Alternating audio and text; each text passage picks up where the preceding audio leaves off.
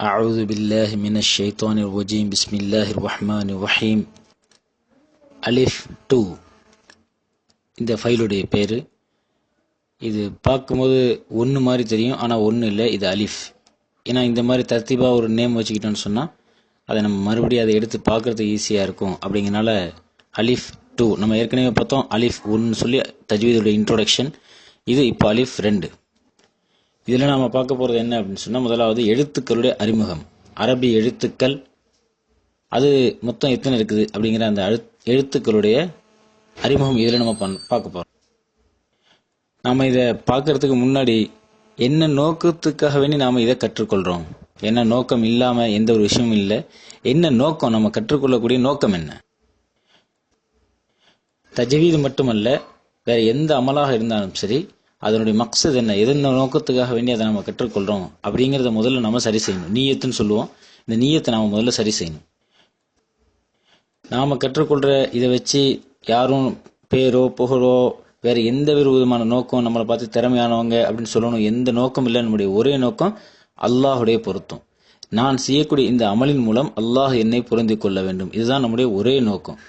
குர்ஆன் இருக்குது, ரொம்ப ரொம்ப லேஸ். அல்லாஹ் குர்ஆன்ல சொல்லி காட்டுறான், வலகத் யஸ்ஸர்னல் குர்ஆன், குர்ஆனை நாம் இலகுவாக ஆக்கி வைத்திருக்கிறோம் என்று அல்லாஹ் குர்ஆன்ல சொல்றான். இதை கற்றுக்கொள்றது ரொம்ப லேசு, ஏன்னா அல்லாஹ்வே இதை இலகுவாக ஆக்கி வைத்திருக்கிறேன் என்று அல்லாஹ் சொல்றான். அதனால இது ரொம்ப லேசு. அது மட்டும் இல்லை, இது எவ்வளவு சிறந்த ஒரு விஷயம் குர்ஆனை கற்றுக்கொள்றது. ஹதீஸ நபி ஸல்லல்லாஹு அலைஹி வஸல்லம் சொல்லி காமிச்சாங்க, ஹைருக்கும் மன் தஅல்லமல் குர்ஆன வ அல்லம, உங்களிலே சிறந்தவர் குர்ஆனை கற்றவரும் கற்றுக் கொடுப்பவரும் ஆவார் என்பதாக நபி ஸல்லல்லாஹு அலைஹி வஸல்லம் அவங்க சொல்லி காமிச்சாங்க. அதனால இந்த சிறப்புகளை விளங்கி இந்த நீயத்தை நம்ம சரி செஞ்சு இதை ஆசையோட நம்ம கற்றுக்கொள்ளணும். கண்டிப்பாக இன்ஷா அல்லாஹ் முறையாக நாம இதை பயிற்சி செஞ்சோம்னு சொன்னா அல்லாஹ்வுடைய உதவியால மிக லேசான முறையில அல்லாஹ் எப்படி எதிர்பார்க்கிறானோ அந்த மாதிரி நாம குர்ஆனை ஓதுறதுக்கு உண்டான வாய்ப்பை அல்லாஹ் தஆலா இன்ஷா அல்லாஹ் தருவோம். முதலாவதாக புள்ளிகள், நுக்தா என்று சொல்லுவாங்க. இதை நம்ம பார்க்குறோம். ஒரே ஒரு நுக்தா இருக்குது, அதுக்கு சாதாரணமாக புள்ளி என்று சொல்லுவாங்க. இதனுடைய ஒரு சின்ன ஒரு அறிமுகம். இது ஒரு நுக்தா எழுத்துக்கு கீழே, 2 நுக்தா எழுத்துக்கு மேலே, 3 நுக்தா எழுத்துக்கு மேலே, 1 நுக்தா எழுத்துக்கு மேலே, 2 நுக்தா எழுத்துக்கு கீழே.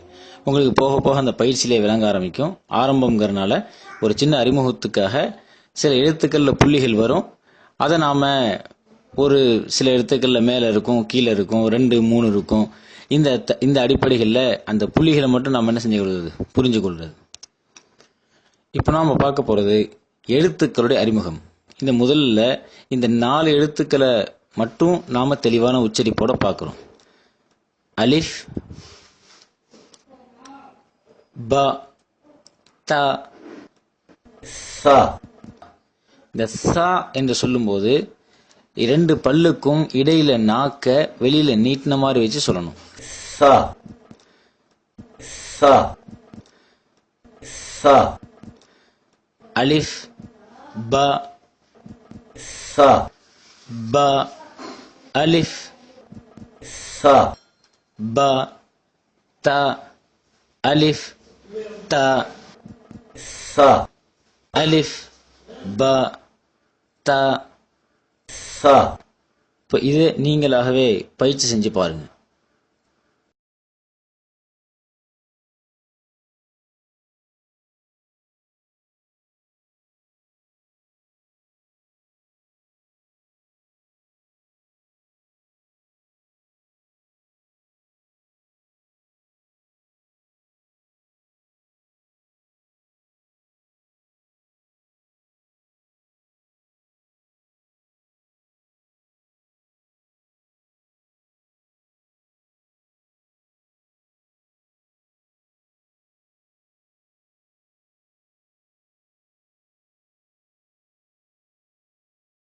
அடுத்ததாக எழுத்துக்களின் அறிமுகம்.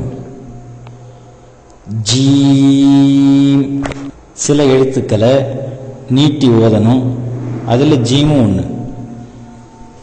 ஜீம், ஹ, ஹ, ஜீம், ஹ, ஜீம், ஹ, ஹ, ஹ, ஹ ஜீம் ஹ.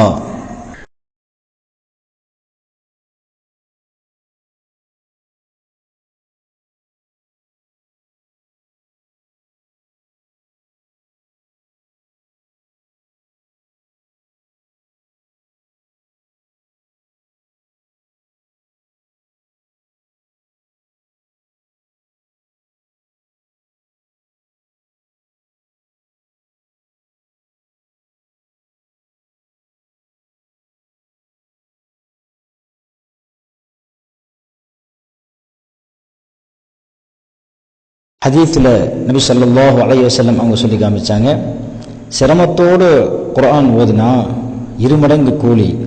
அது மட்டுமல்ல, நாளை மறுமை நாளில் மலக்குகளோடு எழுப்பப்படுவார் என்பதாக சொல்லி காமிச்சாங்க.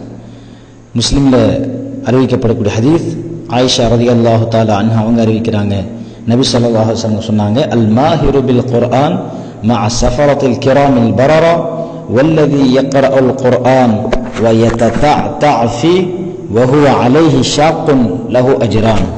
குர்ஆனை நன்றாக ஞாபகம் வைத்துள்ள, மேலும் நன்றாக ஓதக்கூடிய ஹாஃபிதை நாளை மறுமை நாளில் லவ்ஹுல் மஹ்ஃபூத் என்னும் பலகையிலிருந்து குர்ஆனை கொண்டு வரும் சங்கைக்குரிய அல்லாஹ்விற்கு வழிபடக்கூடிய மலக்குகளோடு எழுப்பப்படும் சிறப்புமிக்க குர்ஆனை திக்கி திக்கி ஓதி அதில் சிரமத்தை மேற்கொள்கிறவருக்கு 2 மடங்கு கூலி கிடைக்கிறது என்று நபி ஸல்லல்லாஹு அலைஹி வஸல்லம் அவங்க சொல்லி காமிச்சாங்க.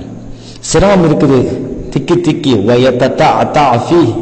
திக்கி திக்கி ஓதுறாரு. ஆனால் ஓதுறதை நிறுத்தல, அந்த திக்குவதின் காரணமாக ஏற்படக்கூடிய சிரமத்தை சகிச்சுக்கிறாரு, இவருக்கு 2 மடங்கு கூலி கிடைக்கும் என்பதாக சொன்னாங்க. ஒன்று, அந்த குர்ஆனை ஓதுறாரு அல்லது ஓதுவதற்குண்டான அந்த பயிற்சியை எடுக்கிறாரு. 2வது, அதில் ஏற்படக்கூடிய சிரமத்தை சகித்து கொள்றாரு. இதன் காரணமாக இவருக்கு நாளை மறுமையில் இவ்வளவு பெரிய அந்தஸ்து கிடைக்கும் என்பதாக நிமிஷாலசம் சொல்லி காமிச்சாங்க. ஆகையினால ஆரம்பத்தில் நமக்கு இது கொஞ்சம் நமக்கு வருமா, நம்மளால முடியுமா என்று ஒரு சிந்தனை இருந்தாலும் கண்டிப்பாக அல்லாஹ் தருவான். கண்டிப்பாக நம்மளும் அல்லாஹ் எப்படி விரும்புகிறானோ அந்த மாதிரி ஓதுவோம் அப்படிங்கிற அந்த ஒரு நம்பிக்கையோட நம்ம முயற்சி செஞ்சோம், அல்லாஹ்ட்ட கேட்டுக்கொண்டு அல்லாஹ்வுடைய பொருத்தத்துக்காக வேண்டி மட்டுமே இதை நம்ம செஞ்சோம் அப்படின்னு சொன்னால் கண்டிப்பாக இன்ஷா அல்லாஹ் நமக்கும் அல்லாஹ் தஆலா அவன் எதிர்பார்க்கக்கூடிய, அவன் எப்படி ஓதணும்னு ஆசைப்படுறான் அந்த மாதிரி ஓதக்கூடிய அந்த ஒரு கூட்டத்தார்கள் எல்லாம் நம்ம அனைவரும் ஆக்கி அருள் புரிவான். முயற்சி செய்யுங்க.